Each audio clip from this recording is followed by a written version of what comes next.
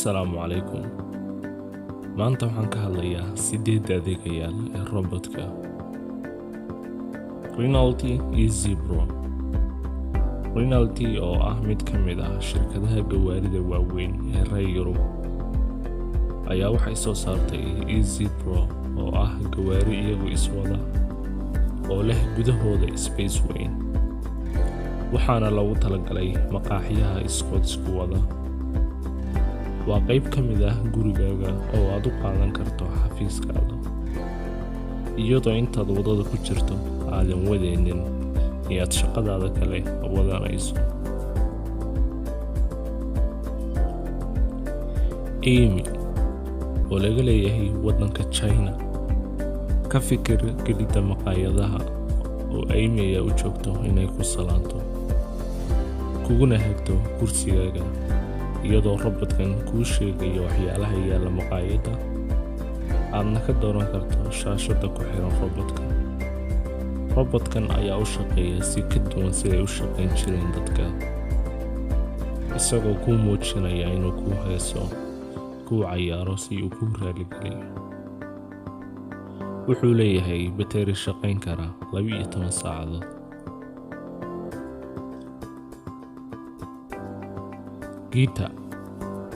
Gita waa mid awood u leh inuu safro ilaa 9 kiiloomitir ama 6 mayl saacadii. Gita iyadoo la adeegsanayo kaamirooyinka onboard iyo dareemayaal si ay u falanqeeyaan qaababka iyo baaxadda si ay u ogaato cidda ay raacayso. waxay sidoo kale aqoonsan tahay qaababka kale ee aadamaha si ay ugu sii wareegto oo u sii wado raacitaanka qofka saxda ah.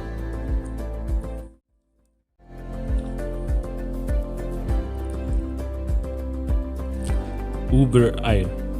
shirkadda Uber ayaa dib u cusboonaysiinaysaa si ay u tijaabiso adeegyadeeda cusub ee gaarsiinta. Droonkan oo loo yaqaan Uber Eats ayay ku soo bandhigtay San Diego 2020 iyadoo cabasho kaga timaaday shaqaalihii iyo shacabkii traffic jamka dartii. kadib diyaaradan ayay samaysay. waa mid awood ah inay qaado culays badan, sistamkeedana uusan khalkhalaynin. Uber waxay leedahay router sahlaya inay tartiib wax u qaado sidoo kalena u dhigto iyadoo sistamkan uu ku yaryahay droonka. haddana waxaa loo isticmaalaa diyaaradaha droonka ee dadka.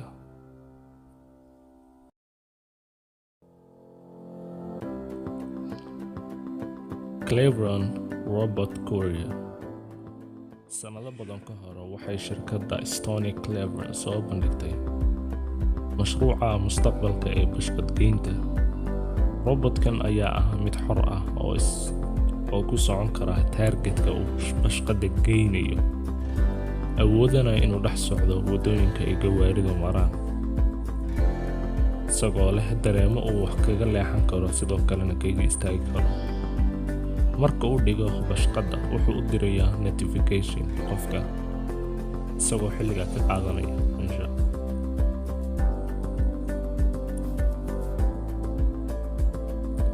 Starship oo laga leeyahay wadanka Mareykanka wuxuu sahlayaa robotkan in marka aad shaqo hayso aadna rabto in aad alaab doonato aadan awoodin, waxaad furaysaa habka Starship isagoo yaalo meel kasta, lehna koodh uu ku kala socdo.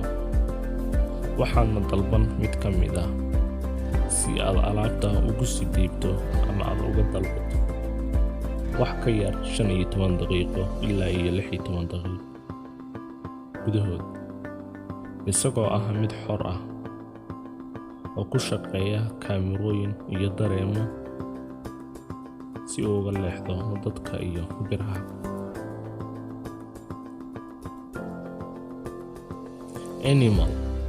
Animal oo la soo bandhigay 2019 ayaa ah robot madax bannaan oo aan laga hagin dhulka, kuna shaqeeya dareemayaal si uu u baaraan dhulka ugana fogaadaan carqaladaha.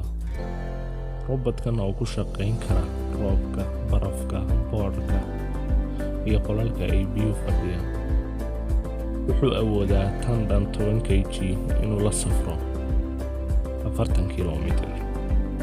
wuxuuna awoodaa inuu taabto albaabka gambaleelka ee qofka uu wax u wado.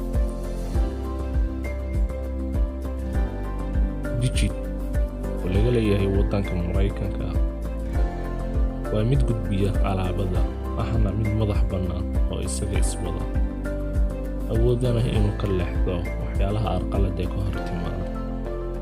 waa robot u socda sida dadka, xilliga saxda ah iyo goobta saxda ah inuu wax geeyo. laakiin kani waa mid leh kaamirooyin duubaya wax kasta oo ka hor imaada, laakiin way fududahay in wax laga xado. fikirkayga We'll be right back.